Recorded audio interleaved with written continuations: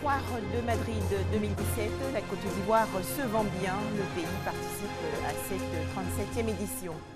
En Gambie, Yaya Jammeh sur le départ. Après des discussions avec les médiateurs, l'ex-président annonce qu'il va quitter le pouvoir. Enfin, aux États-Unis, le président Donald Trump signe un premier décret contre l'Obamacare, loi promulguée par son prédécesseur en 2010. Bonsoir, merci de suivre RTI2 et bienvenue. 100 personnalités de la fonction publique, du secteur privé et de la société civile ont reçu récemment la reconnaissance de l'État ivoirien. 26 ont été décorés dans l'ordre national et 74 dans l'ordre du mérite ivoirien. Cette cérémonie a été présidée par la grande chancelière Henriette Dagri Diabaté. On fait le point avec Mahama Traoré. 26 personnalités élevées dans l'ordre national et 74 dans l'ordre du mérite ivoirien, soit un total de 100 personnalités désormais inscrites au tableau d'honneur de la nation, une nation qui traduit ainsi sa reconnaissance à ses bâtisseurs. Chers récipiendaires, au nom du président de la République, je vous félicite tous. Considérez que les médailles que vous recevez aujourd'hui veulent souligner la fierté de la nation de pouvoir compter sur vous, sur vos leaderships respectifs. Chacun de vous a déjà fait beaucoup pour notre pays. Et comme vous le savez, plus on en fait, plus on vous en demande. Alors, bon courage sur les chantiers de la Troisième République et plein succès dans vos activités. Faire plus, c'est ce à quoi s'engagent les personnalités distinguées. Cette distinction doit être une consécration et une dette de l'honneur que nous avons vis-à-vis de notre pays. Car, dit-on, derrière chaque prestige, il y a un sens de responsabilité. Nous comptons mener nos tâches respectives avec les mêmes valeurs que nous ont propulsées à ce niveau, tant que nos capacités le permettront. 23 femmes figurent au nombre de 100 récipiendaires. À ces dernières et aux personnes handicapées distinguées, la grande chancelière a rendu un vibrant hommage. Un tout autre sujet à présent, Côte d'Ivoire Tourisme fait la promotion de la Côte d'Ivoire à la 37e édition de la Foire de Madrid. Cette rencontre se tient du 18 au 22 janvier prochain en Espagne.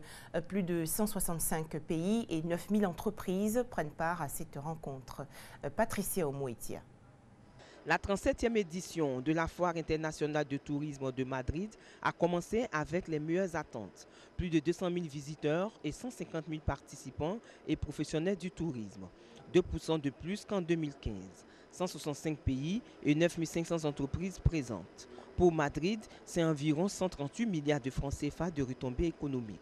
Cette 37e édition a mis également l'accent sur les réunions professionnelles, notamment Investour, le forum touristique sur les investissements et les opportunités d'affaires en Afrique. L'objectif est de promouvoir le développement durable en Afrique tout en favorisant les échanges sur les opportunités d'affaires. À l'intérieur de FITOUR 2017, il y a ce que l'on appelle Investour.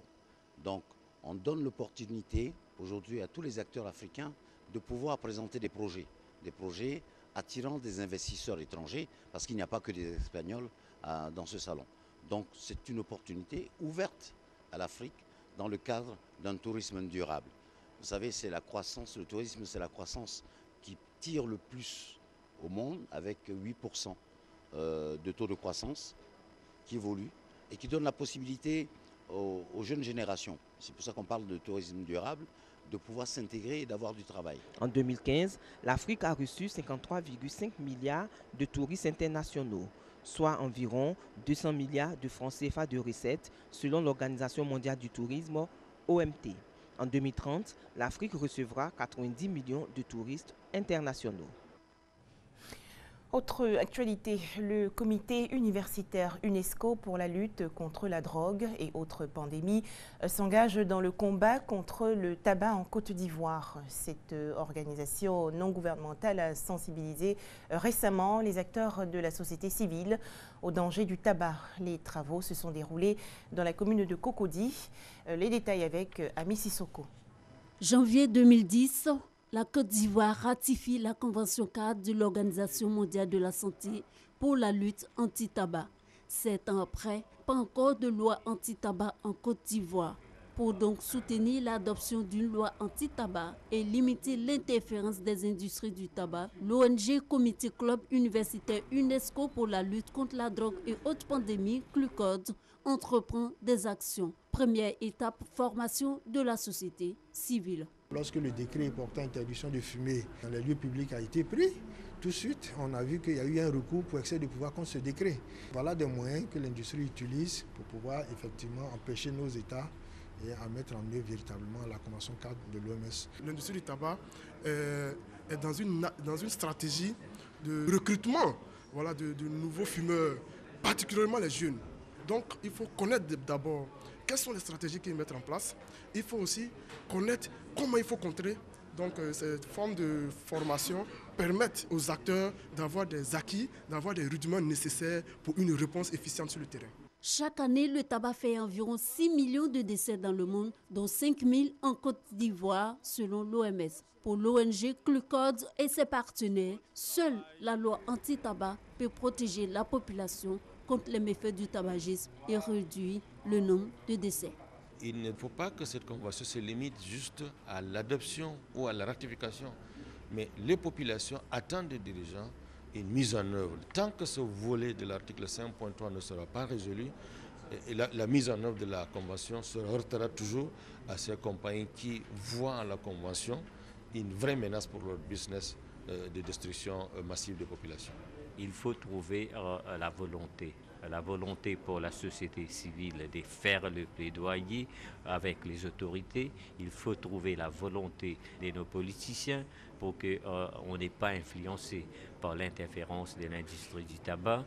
Malgré toutes les actions de prévention, le tabagisme continue de faire des ravages avec ses nombreuses conséquences. Entre autres, cancer de la bouche, cancer du poumon, accidents vasculaires cérébraux et infarctus du myocarde.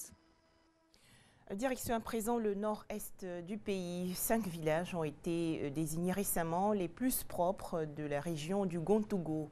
Ils ont été récompensés par le conseil régional lors de sa 3e session ordinaire. À noter que le concours du village le plus propre vise à préserver la salubrité environnementale dans le Gontougo. Les précisions de Thérèse Yoboué. Ganzambango, Priti, Kwasindawa, Ngorato, Kamele sont les villages les plus propres de la région du Gontougo. Un jury en a décidé ainsi à l'issue d'un concours qui a vu la participation de 62 localités. Les critères d'évaluation ont été, entre autres, le nettoyage de la broussaille autour du village, l'entretien des rues, des points d'eau, des dépotoirs, des latrines, des marchés et des places publiques du village, ainsi que la création d'espaces verts. Le village de Ganzambango a été classé premier. Chaque matin, chaque vendredi, les femmes balaissent, on passe dans les cours. Si tu n'es pas propre, on va te dire. Si tu ne veux pas, tu es amendé. Nous le faisons pour que nos parents puissent vivre dans des conditions d'hygiène. Ce concours a été initié par le conseil régional du Gontougo du 20 juillet au 2 septembre 2016. Les porte-paroles des autres villages primés ont pris l'engagement de poursuivre l'assainissement de leur village pour le bien-être des populations. Auparavant, le conseil régional du Gontougo a fait le point de ses investissements de 2014 à 2016. Ces investissements ont permis la réalisation de plusieurs infrastructures qui sont notamment la construction de centres de santé et de collèges. Le conseil régional a également adopté son budget primitif de l'exercice 2017. Il se lève à plus de 4 milliards de francs CFA.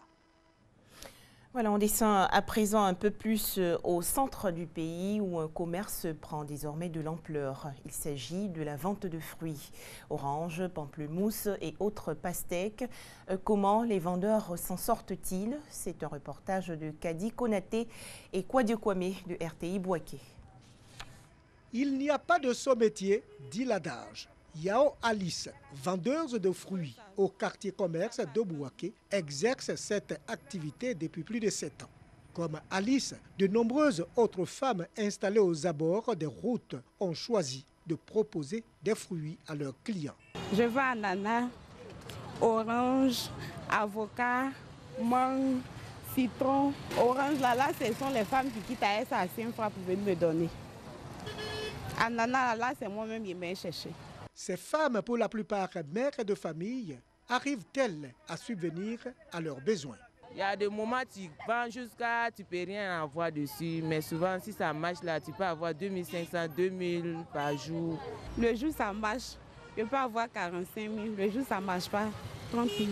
Je prends aussi pour m'occuper de ma famille, ma petite famille. Je prends aussi, s'il y a des problèmes, je prends ça pour m'occuper de ça. En dépit des difficultés qu'elles rencontrent, soleil, pluie, denrées périssables, difficultés à s'approvisionner, ces femmes parviennent tout de même à satisfaire leur clientèle. Si c'est bon, là, la cliente là, nous félicite. Si c'est pas bon aussi, on nous parle que toi, ton fruit, là, c'est pas bon aujourd'hui. Ça fait plus de 20 ans que je paye les fruits avec elle. Je crois que le rapport qualité-prix est là. Surtout qu'elle ne met pas beaucoup de produits dans ses fruits. C'est pour ça que nous venons beaucoup payer avec elle. Ces produits ne sont pas chers, c'est abordable. La vente de fruits, un commerce juteux qui nourrit ces femmes et permet d'assurer leur autonomie financière.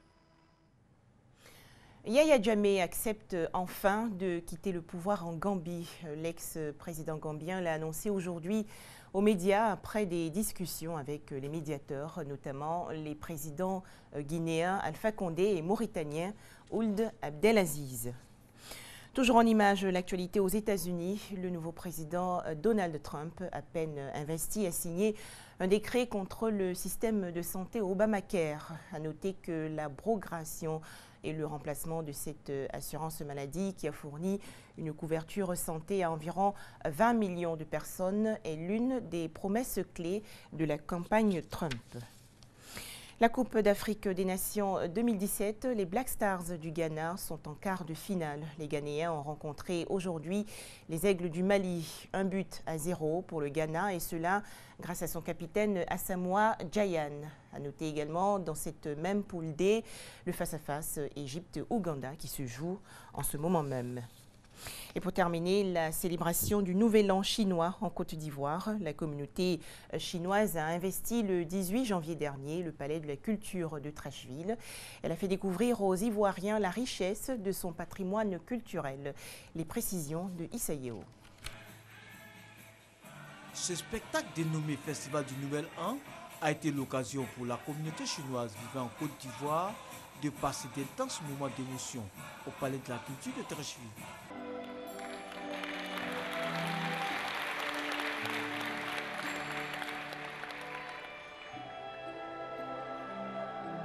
De la danse des festivités, d'opéra en passant par la chanson folklorique au violon de musique électronique, la culture chinoise a été visitée dans toute sa diversité.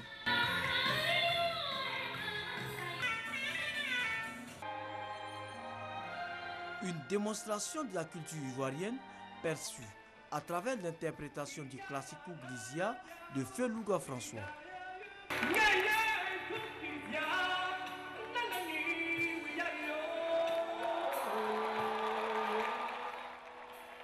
Ce récital de danse et de musique a été l'occasion pour le ministre ivoirien de la Culture et de la Francophonie, Maurice Bandama, et le vice-ministre chinois de la Culture, Ding Wei, d'exprimer leur volonté de renforcer l'axe culturel Abidjan-Pékin.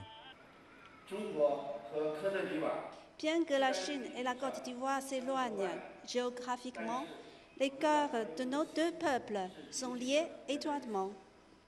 Un accord de coopération a été signé avec la Chine en 1992 et les termes de l'accord culturel établi entre les deux pays traduisent très bien la fluidité d'une coopération culturelle au bénéfice de chacun des deux pays signataires de l'accord. De cette coopération culturelle entre les deux pays, il est prévu l'instauration d'une semaine ivoiro-chinoise en alternance et la construction d'un centre culturel chinois en Côte d'Ivoire. Merci de nous avoir suivis.